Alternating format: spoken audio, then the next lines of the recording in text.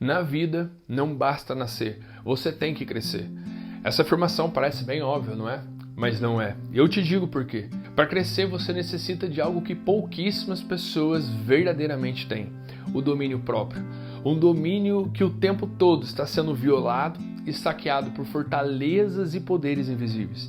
Nesse vídeo de ensino direcionado especialmente para quem ama Jesus e já tem caminhado com Ele há algum tempo, nós vamos analisar talvez o ponto mais importante que nos impede de buscar por esse dom tão necessário para quem deseja viver as excelências de Deus. Meu nome é Gustavo Norato, eu te convido a conferir esse vídeo até o fim e caso você goste desse conteúdo, se inscreve no canal e deixe seu joinha para nos apoiar. Então senta, fica bem confortável e vem comigo.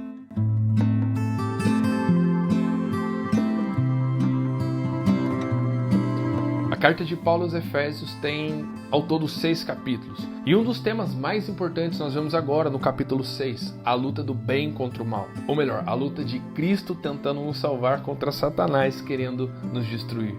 Mas entenda bem, eu não estou falando de uma luta entre Deus e Satanás, porque essa luta jamais existiria. Até porque, diferente do que muitos dizem, Satanás não é um adversário de Deus, até porque para ser adversário você precisa ter alguma chance na luta, e Satanás não tem qualquer chance contra Deus. Por isso Satanás é chamado de inimigo. E por quê? Porque tudo que Deus tenta fazer para trazer o homem de volta para o seu lugar de origem, Satanás tenta fazer o oposto para tentar afastá-lo. Ou seja, de certa forma, nós somos o campo de batalha entre o bem e o mal. O nosso corpo, a nossa mente e os nossos sentimentos. A luta entre o bem e o mal ocorre no sentido de ter domínio sobre as nossas vidas. Para resumir, ou Deus ou o inimigo de Deus é quem vai ter influência sobre você. E a diferença é que Deus sopra a sua vontade em você através do seu Espírito Santo. Mas você pode ou não resisti-lo. E sozinho, ele te deixa livre para você escolher a ele e os seus caminhos. Já Satanás, ele tenta você e ele engana você para ter domínio sobre a sua vontade. Ou seja, para resistir Satanás não é possível sozinho. Leia comigo o que está em Efésios no capítulo 6, eu vou ler os versos de 10 a 13. Quanto ao mais, sede fortalecidos no Senhor e na força do seu poder. Revestivos de toda a armadura de Deus para poderes ficar firmes contra as ciladas do diabo. Porque a nossa luta não é contra sangue e carne, e sim contra os principados e potestades, contra os dominadores deste mundo tenebroso, contra as forças espirituais do mal nas regiões celestes. Portanto, tomai toda a armadura de Deus para que possais resistir no dia mau e, depois de terdes vencido tudo, permaneceis inabaláveis. Bom, se nós vamos analisar esse texto, nós vamos perceber que Paulo está fazendo um fechamento. Ele está encerrando a sua carta. E ele procura fazer esse encerramento com esse tema justamente para que os leitores tenham claro a luta que ocorre dentro de cada ser humano. E esse é talvez o ponto principal no que diz respeito ao domínio próprio. Qual é a nossa principal influência? Nós precisamos aceitar que a nossa luta primeiramente não é contra nós mesmos. A nossa luta não é contra as pessoas, mas contra influências espirituais do mal. E é um grande engano a gente pensar que é possível vencê-lo sozinho. Porque você pode até resistir a Deus, você pode resistir ao Espírito Santo, você pode ignorar o sacrifício de Cristo. Mas contra Satanás você não tem nenhuma chance. Apenas sendo fortalecidos em Deus é que nós podemos resistir às suas investidas. O texto diz: tomai toda a armadura de Deus para que possais resistir ao dia mau. Só nesse trecho nós podemos tirar duas coisas. Primeiro é que sem Deus não é possível resistir ao dia mau, não é possível resistir às ciladas de Satanás. E a segunda coisa é que para isso, você é que tem que tomar a armadura de Deus. Deus não vai te proteger se você não quiser. Ele te deixa livre para escolhê-lo.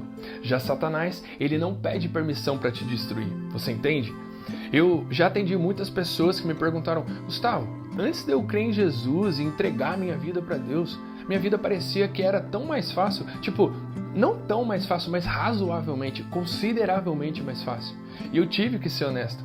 Como está escrito, aquele que é nascido de Deus pertence a Deus. Então, quem não é nascido de Deus pertence a quem? Então, por que você vai ser incomodado por Satanás?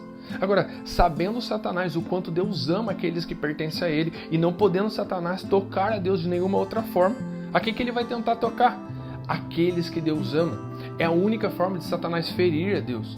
E como Deus nos deixa livres quando nós não escolhemos por Ele, Ele é obrigado a nos ver sofrer sem poder fazer nada. Satanás tentou fazer isso com Jesus em forma humana desde que ele nasceu. Satanás tentou matar Jesus desde o seu nascimento, mas ele fracassou.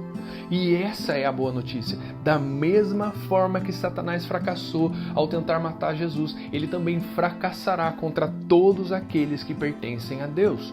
De todas as formas possíveis, Jesus venceu a Satanás, mas pelo seu sacrifício na cruz, Jesus o derrotou para sempre. E agora, estando nós entregues a Jesus, nós também o temos derrotado. Amém? Nossas batalhas contra as trevas não servem para mostrar o quanto o mal é poderoso, mas quão entregues a Jesus nós estamos. Porque uma vez com Cristo, não há batalha que se possa perder. O mal já perdeu, Cristo já o derrotou.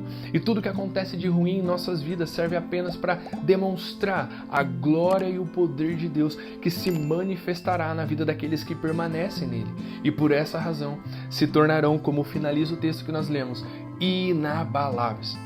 Então, gente, Jesus venceu o mal. Ele venceu a sua luta contra o domínio próprio, escolhendo a Deus o tempo todo. Mas ele teve que batalhar, não foi sem luta. E é por essa razão que o apóstolo Paulo convida os leitores a vestir-se da armadura de Deus. Porque a luta pelo domínio próprio passa por vencermos as influências do mal. Gustavo, qual é a armadura de Deus? Você encontra nesse mesmo capítulo da Carta aos Efésios, a partir do verso 14, São 7 instrumentos que compõem a armadura de Deus, mas eu vou me deter em apenas 3 para que esse vídeo não fique muito longo. Primeiro instrumento, e me permite seguir uma ordem aleatória, porque para mim todas pertencem ao mesmo ponto central. Primeiro instrumento, a espada do Espírito, que é a Palavra de Deus. Estude a Palavra de Deus todos os dias. Assim como uma criança que nasce, ela precisa comer todos os dias para ela crescer, senão ela morre. Para um cristão crescer, ele carece de se alimentar da Palavra de Deus todos os dias, senão espiritualmente ele vai morrer. E o cristão que se alimenta da Palavra de Deus todos os dias, ele não morre. O diabo pode vir trazendo todas as piores tentações, mas você não vai cair, porque cristão que se alimenta da Palavra de Deus não morre. Ah, Gustavo, mas eu tenho dificuldade, eu não gosto de ler a Bíblia.